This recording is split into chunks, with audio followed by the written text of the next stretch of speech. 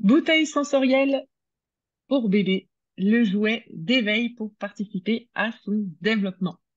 Je suis ravie de vous recevoir aujourd'hui sur ma chaîne. Je suis Nathalie, accompagnante parentale des futures et des jeunes mamans pour accompagner le développement de vos enfants de la grossesse à 3 ans et vous aider à vous réaliser dans votre rôle de maman.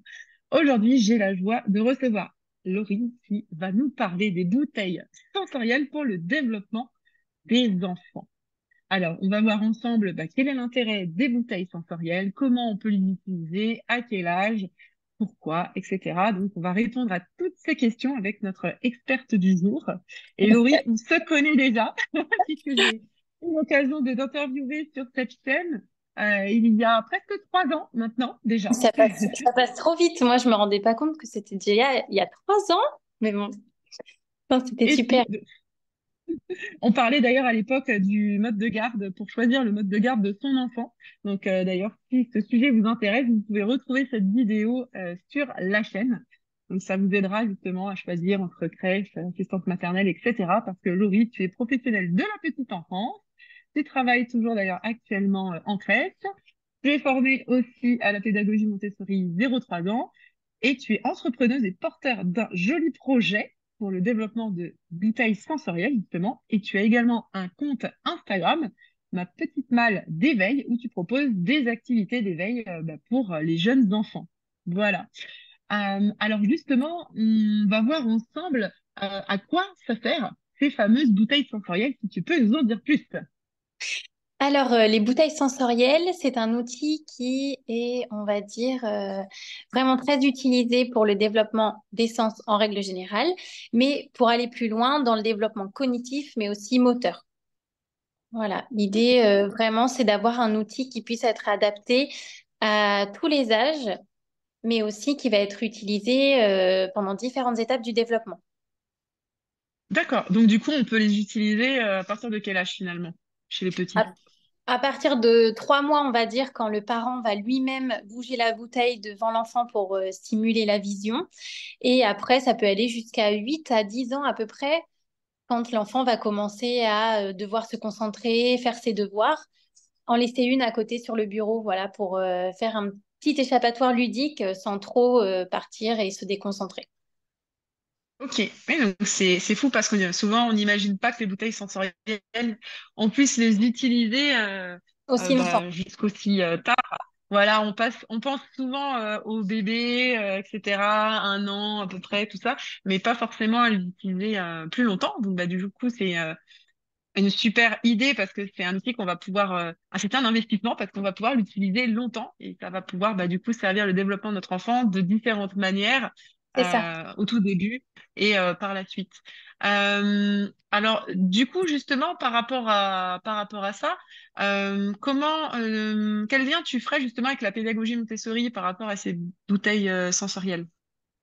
Déjà, pour moi, la pédagogie Montessori, c'est rendre l'enfant acteur de son développement.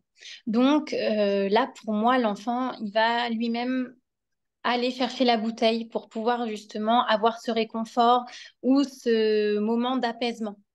Là, pour l'instant, à la crèche, en tout cas, dans l'utilisation qu'on en fait, on le laisse à disposition et quand on voit qu'il y a un débordement émotionnel, on leur dit là, je pense que tu devrais aller te canaliser et prends une petite bouteille, voilà, et quand tu es prêt, tu reviens dans l'atelier ou dans le jeu.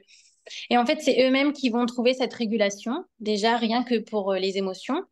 Et puis aussi pour le développement du langage, ils vont pouvoir être autonomes en allant socialiser avec les autres, en décrivant ce qu'il y a à l'intérieur, les formes, les couleurs. Ça sera aussi libre dans son choix, parce qu'il y a certains enfants qui vont préférer les modèles liquides avec des couleurs vives et d'autres plutôt des modèles solides où ils vont pouvoir les secouer, les empiler. Donc en fait, ça sera vraiment aussi correspondre au moment et au... Enfin, comment dire? Aux Pardon, je besoins cherche. finalement du moment. Aux besoins Voilà, du moment. aux besoins du moment, mais aussi au développement de l'enfant, à ses préférences. Et pour moi, c'est ce qui fait écho aussi en lien avec la pédagogie Montessori, rendre l'enfant acteur, mais lié aussi à la sensorialité.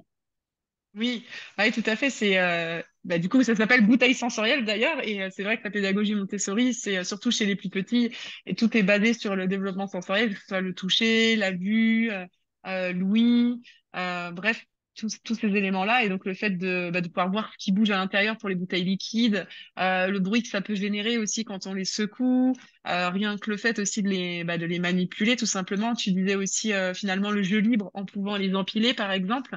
C'est ça. C'est aussi quelque chose d'intéressant. Ça devient même finalement comme un petit peu des blocs de construction. Oui, tout à fait.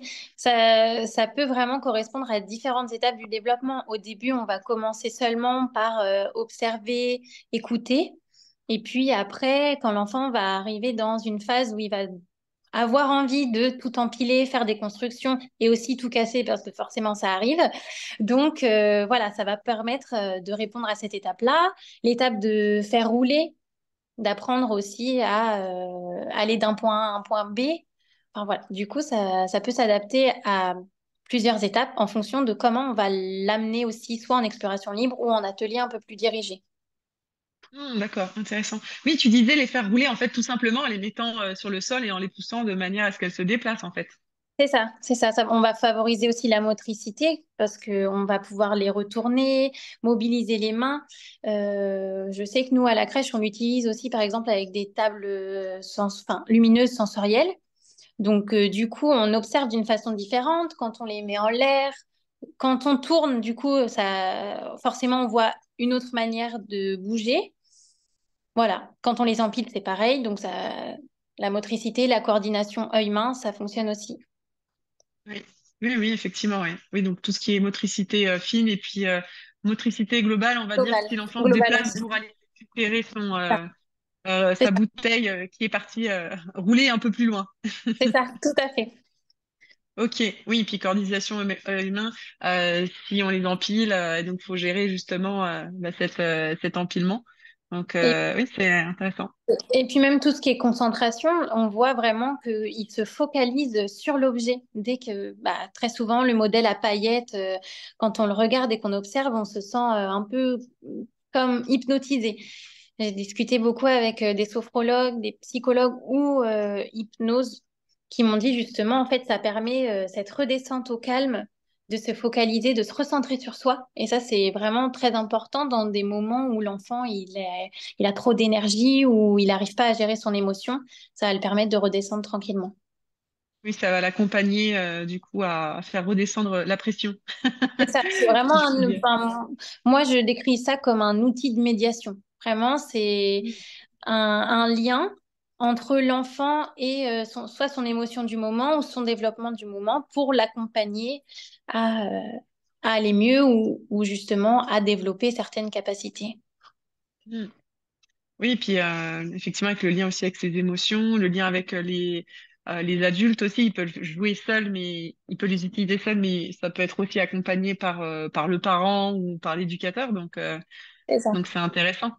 Et du coup, ce qui est intéressant dans ce que tu décris, c'est que finalement on peut autant les utiliser à la maison, chez soi, que dans un milieu professionnel. Oui, dans l'idée, c'est que ces outils ils puissent être accessibles aussi par tout le monde. Donc là, je sais qu'on est dans une chaîne aussi où on parle de l'enfance, mais que ce soit en EHPAD aussi, on n'y pense pas souvent, mais c'est vraiment très, très bénéfique pour eux. Avec les personnes en situation de handicap, que ce soit des personnes atteintes de troubles autistiques, de l'hyperactivité, de stress chronique, des personnes ayant fait aussi des AVC qui ont besoin de rééduquer tout ça. Ça peut être utilisé dans plein de structures du coup, même hôpitaux, crèches. Voilà, c'est On n'imagine pas que ça pourrait justement aller aussi loin. Et d'ailleurs, j'en profite comme tu parles du milieu aussi du handicap, des EHPAD, etc. J'aimerais que tu nous parles un petit peu de ce qui a fait que toi, tu amènes ce projet avec les bouteilles sensorielles. D'ailleurs, je crois que tu en as derrière toi. Si tu peux nous montrer. On est Alors, curieux, on veut tout voir. j'ai des modèles liquides, donc celle-ci, avec des paillettes, Ah, pour observer vraiment la redescente plus douce. Donc celle-ci, plus pour l'émotion, le retour au calme. Et celles qui après, ont ce fameux pouvoir un petit peu c'est ça, méditatif et hypnotique. hypnotique. Et celle-ci, par exemple, des modèles plus solides. Donc là, à l'intérieur, il y a des légumineuses et des petites fleurs et un mouton qui est caché. Et donc, on va Hmm. favoriser l'observation, décrire les formes, les couleurs, Après, on va aussi pouvoir imaginer des univers à travers ça. Quand je le propose, très souvent, on me dit, ça me fait penser à la ferme. Quand je vais à la ferme, voilà, je vois des animaux, on parle du mouton, de la vache, etc. Voilà. On peut développer le langage, du coup, c'est hyper intéressant. C'est hyper intéressant parce que là, on va pouvoir décrire les petites fleurs bleues, donner une taille justement. Alors, à côté du mouton, qu'est-ce que tu vois aussi? On peut mettre des adjectifs, Mm. plein de choses. Oui, Vraiment, c'est très, très ouais. varié. C'est très, très varié sur l'utilisation. Et aussi, j'ai mis en place des petites cartes cherche et trouve. Donc, par exemple, avec celle-ci, il y aura une carte avec les pois chiches, toutes les légumineuses, le mouton, les fleurs, et comme ça, on va devoir faire correspondre la carte avec sa bouteille. Quand Ouais, on c'est en a super plusieurs. intéressant. Voilà, quand Oui, on on en peut a faire des plusieurs, associations, oui, c'est ça. pour Pour des les plus, enfants plus grands, c'est enfin, ça. qui commencent à être un peu plus grands, voilà, 2 ans, tout ça, c'est C'est ça. intéressant, ça. Pour que du coup, l'utilisation de la bouteille soit durable aussi, on le propose d'une façon différente. Mm. Oui, c'est super intéressant. Et puis même du coup, je pensais même à des plus grands pour dénombrer, par exemple, suivant les petits objets que tu peux C'est ça. cacher. Combien tu vois Tu de vois, tu fleurs, peux. combien tu vois de moutons, voilà, c'est possible aussi. C'est ouais, c'est super intéressant. Et par rapport à donc du coup à ces bouteilles, c'est vrai que on parlait de ton projet et ce qui aussi a fait que pourquoi tu as eu envie de développer des bouteilles sensorielles parce qu'en fait on peut se dire bon bah des bouteilles sensorielles, on a vu partout qu'on pouvait en fabriquer soi-même et puis il y en a déjà qui existent sur le marché, alors pourquoi se lancer à faire des bouteilles sensorielles? C'est vrai que enfin, c'est arrivé vraiment un peu comme ça. Je travaillais à la crèche et j'avais besoin psychologiquement de faire une pause parce que je suis toujours très investie dans mon travail et là, je sentais que voilà, aussi ma vie personnelle faisait que j'avais besoin de faire une pause. J'ai repris les études et l'envie de créer mon propre métier, quelque chose de créatif qui puisse être utile aux autres, mais utilisable par tout le monde. Voilà, c'est arrivé petit à petit comme ça. Et là, je me suis dit, mais pourquoi pas faire des bouteilles sensorielles en lien aussi avec la pédagogie Montessori? Parce que moi, c'est vraiment une approche que j'affectionne particulièrement. Le fait que ce soit un outil qui soit pour rendre l'enfant autonome, sensoriel, créatif. Voilà, après, mon histoire personnelle aussi fait que je pense, je me dirige vers un outil comme ça parce que mon frère est en situation de handicap. Quand j'étais jeune, on a passé beaucoup de temps dans les hôpitaux. J'ai remarqué que forcément, soit il y a très peu d'outils ou alors très peu d'outils qui sont utilisables par toutes les pathologies. Donc forcément, on va pas pouvoir proposer un outil pour telle maladie et un autre pour une autre, justement. Et donc là, en me rapprochant de psychologues et d'ergothérapeutes, elles m'ont bien précisé que, il fallait pas hésiter à élargir le champ des possibles, en gros, et que oui, c'était un outil qui puisse être utilisé par tous, pour tout le monde, très facilement transportable, et de créer ma pâte aussi, made in France, avec une matière biosourcée pour le bouchon, et le côté créatif dans le fait d'amener des univers différents. Voilà. Oui, et du coup, c'est vrai que chaque petite bouteille, ça laisse libre cours à l'imagination et la créativité pour la créer et créer justement un univers différent par bouteille, quoi, finalement. Oui, c'est ça.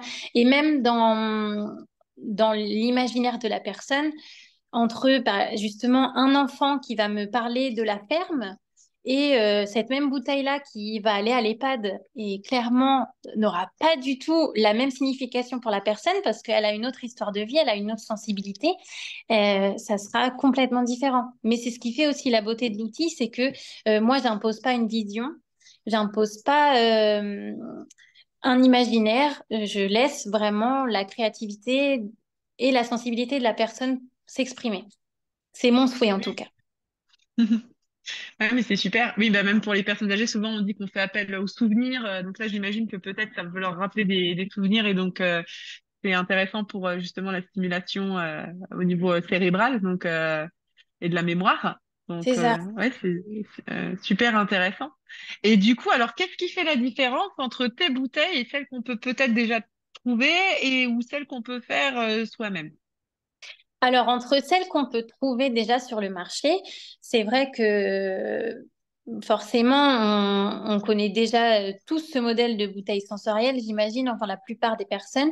Mais moi, j'ai préféré changer la taille, surtout, parce que je voulais qu'il y ait forcément cet effet de descente assez relaxante. Donc, fallait pas une bouteille trop petite, parce que sinon, l'effet de redescente il est trop rapide. Pas une bouteille trop lourde non plus, parce que si ça doit être adapté aux enfants, aux personnes âgées qui ont justement des difficultés motrices, ça peut ne pas être possible. Donc là, c'est quand même très léger. Euh, D'avoir le bouchon qui fasse justement tout le contour de la bouteille. Il a été créé spécialement pour la bouteille et sur mesure pour que justement cette préhension soit plus facile. Là, les personnes âgées, ils l'ont vraiment tenu comme ça. Et pour eux, ça les mettait pas en difficulté. Les enfants vont les empiler beaucoup plus facilement parce que le bouchon correspond totalement à la taille et ça va faire un tube et peuvent faire des constructions. Très souvent, la dernière fois, ils ont commencé à mettre des tours, mais et après, ça peut monter très haut en fait. Ils ont vraiment détourné l'objet, mais c'est aussi ce qui en fait enfin, comme j'ai dit tout à l'heure, un peu Intérêt. la beauté du produit et l'intérêt, c'est que du coup, ils l'utilisent un peu comme ils le souhaitent en fonction de leurs étapes enfin, leur développement. Donc voilà pour les principales différences sur la prise en main, on va dire. Et puis je crois au Après, niveau du diamètre aussi que tu disais, le diamètre de la bouteille adapté voilà, justement aux mains des bébés au tout début, c'est vers 6 mois quand ils vont commencer vraiment à attraper, etc. Ils vont vraiment pouvoir le faire par eux-mêmes, alors qu'il y a d'autres bouteilles qui ont un diamètre plus gros et que, du coup c'est c'est ça. pas si adapté que ça pour les petits.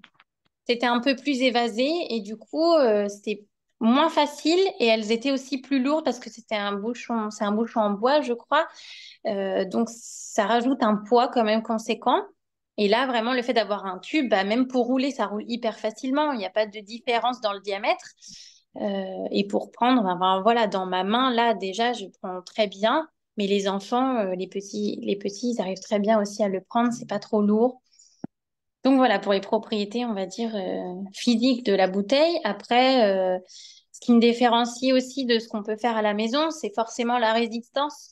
Parce que j'ai fait des tests avec plusieurs bouteilles, j'ai sélectionné des matériaux français. J'ai aussi reçu énormément d'échantillons de bouteilles, mais à chaque fois, il y avait quelque chose qui me convenait pas. Soit je trouvais que c'était trop facilement cassable, etc. Écrasable. C'est ça, écrasable, donc ça doit quand même résister à des chocs. Et la matière du bouchon est 100% biosourcée, fabriquée en France. Donc, je savais très bien que le côté écologique, je ne pouvais pas le mettre sur la bouteille plastique ou alors avoir une bouteille partiellement recyclée, mais pas trop opaque non plus, parce que du coup, on n'a plus cet effet de voir en transparence à l'intérieur. Donc, je l'ai mis en tout cas sur le bouchon. Voilà, pour avoir quand même une démarche écologique. Et aussi, dans le colis, il y a une carte de remerciement à planter. Donc, ça fait une petite activité ludique avec ses enfants pour avoir des plantes aromatiques et voir grandir les plantes. Donc, ça aussi, c'est un peu Montessori, de planter et d'aller arroser, de contrôler. Enfin, voilà. Et forcément, c'est passé au laboratoire parce que pour être commercialisé, il y a obligation d'obtenir les normes jeux et jouets moins de 3 ans. Donc, c'était un long processus de vérification, de nombreux tests, un coût financier très important, mais vraiment, c'est une sécurité. Et de me dire maintenant, c'est validé, je suis sûre du produit, je suis sûre de la qualité, de la résistance. C'est aussi pour moi un avantage de, de pouvoir garantir cette sécurité-là, alors que forcément, quand on le fait à la maison, très souvent, on fait avec des choses de récup. Une bouteille en plastique qui traîne, on prend un petit bouchon, voilà, on vise dessus. Là, à l'intérieur, celle-ci n'est pas scellée parce que ce sont mes prototypes, mais sinon, elles sont scellées avec une colle spéciale. Et à l'intérieur, il y a un double bouchon de protection. Si jamais vraiment il y a une trop grosse chute et qu'imaginons le bouchon se décolle, la capsule qui est à l'intérieur, elle est tellement prise en force qu'elle ne s'enlèvera pas. Donc, dans tous les D'accord. cas, Maximum de sécurité. Voilà. Voilà, le maximum de sécurité, pour moi, c'était non négociable, sachant que je me dirigeais aussi vers un public, que ce Bah, de soit enfant, professionnels. Donc, c'est ça, enfant, personne âgée, déjà, c'est quand même un public, on va dire, qui a besoin d'attention. Et se diriger vers les structures, que ce soit hôpitaux, crèches, EHPAD, il y a besoin aussi d'avoir une sécurité dans l'utilisation d'outils. Donc, c'était un investissement, ça a été un long parcours, mais en tout cas, maintenant, je c'est qu'on a suis... des produits sans sûrs, de qualité. Donc, c'est super important. Et puis, bah, moi aussi, c'est pour ça que je t'ai invité, parce que j'ai envie de soutenir bah, des projets qui ont du sens et qui sont de la qualité, en fait. Pas juste, voilà, enfin, c'est intéressant d'avoir quelque chose, on sait, qui va durer. Surtout qu'en plus, comme tu nous as expliqué, que c'est un matériel qu'on peut utiliser très longtemps. C'est d'autant plus important qu'on ait de la qualité pour avoir la durabilité du produit. Si le bébé il l'utilise de 3 mois jusqu'à ses 10 ans, par exemple, bah, ça fait pas mal d'années. Il faut être sûr que ça va pouvoir tenir dans le temps. C'est Donc c'est ça. super aussi important. Mm. Ça me Après, paraît c'est tout à sûr fait que cohérent. forcément, à la crèche, par exemple, on en avait, pas celle-ci, mais des modèles prototypes que j'avais fait il y a 6 ans. Donc, c'était pas encore, on va dire, Abouti. aussi abouti. Et elles ont très bien tenu. Mais forcément, voilà, une utilisation intensive pendant 6 ans en crèche avec plusieurs enfants qui les utilisent beaucoup de fois dans la journée. Forcément, il y a des impacts. On voit que c'est beaucoup moins lisse. Des fois, il y a des chocs forcément où la bouteille, au bout d'un moment, voilà, elle le sent aussi, je sais. Mais en tout cas, en utilisation personnelle, il n'y aura pas tout ce rythme. Bah oui, c'est C'est sûr, c'est sûr. c'est ça. Donc, pour les particuliers, c'est sûr qu'il y aura moins cet effet de, enfin, comment dire, ce vécu D'usure. de bouteille. Voilà, de Voilà, vécu, oui. d'usure. Encore 6 ans en crèche, c'est quand même beau. Ouais, c'est ça, 6 ans en crèche, elles s'ouvrent pas, elles sont un peu cabotées parce que forcément, hein, on connaît les enfants et souvent ils les poussent avec les pieds, ils mettent des coups de pied, ils montent dessus. Enfin voilà, moi j'ai tout fait C'était pas aussi à la maison encore, c'était pas encore et tes modèles aussi actuels, c'est donc ça. voilà, C'était pas c'est encore normal. cela avec le bouchon qui prend toute la forme de la bouteille, enfin voilà. Mais avant d'envoyer au laboratoire, tellement c'est un coût important. Moi, je l'ai lancé à travers mon salon. Je suis montée dessus, je l'ai écrasé parce que je voulais être sûre vraiment qu'il n'y ait pas de fuite, que ça se passe super bien, parce que voilà, comme on a dit, c'est un investissement. Financièrement, c'est un coût énorme pour un créateur qui se Fallait être lance. sûr que ça soit bon, hein. Voilà, donc il fallait être sûr que ce soit bon, parce que je me suis dit, sinon, dans tous les cas, si ça casse chez moi, ça ne passera pas. Oui, Là, c'est sûr. c'était bon. Super.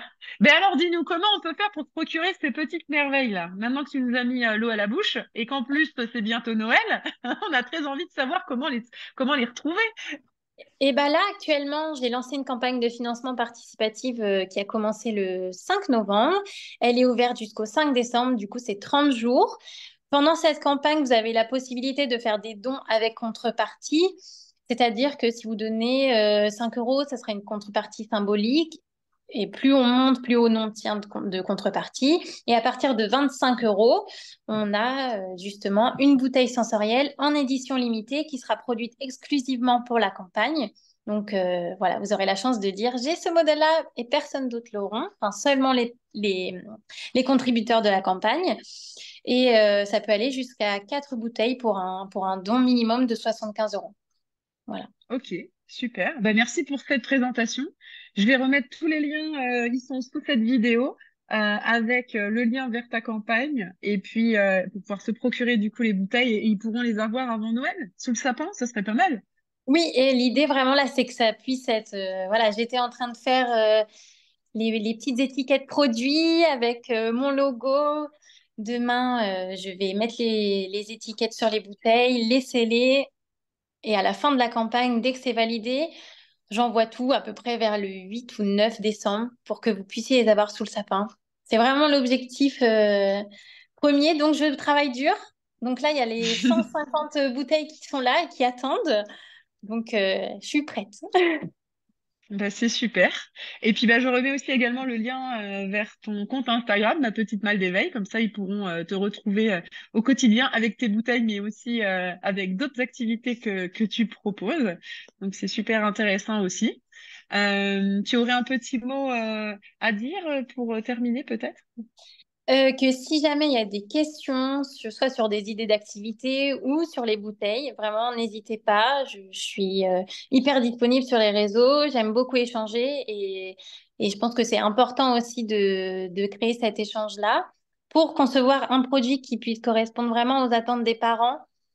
Peut-être parce que moi, je ne suis pas maman, mais je suis professionnelle, donc j'ai ce regard-là et j'ai peut-être pas le regard de parent.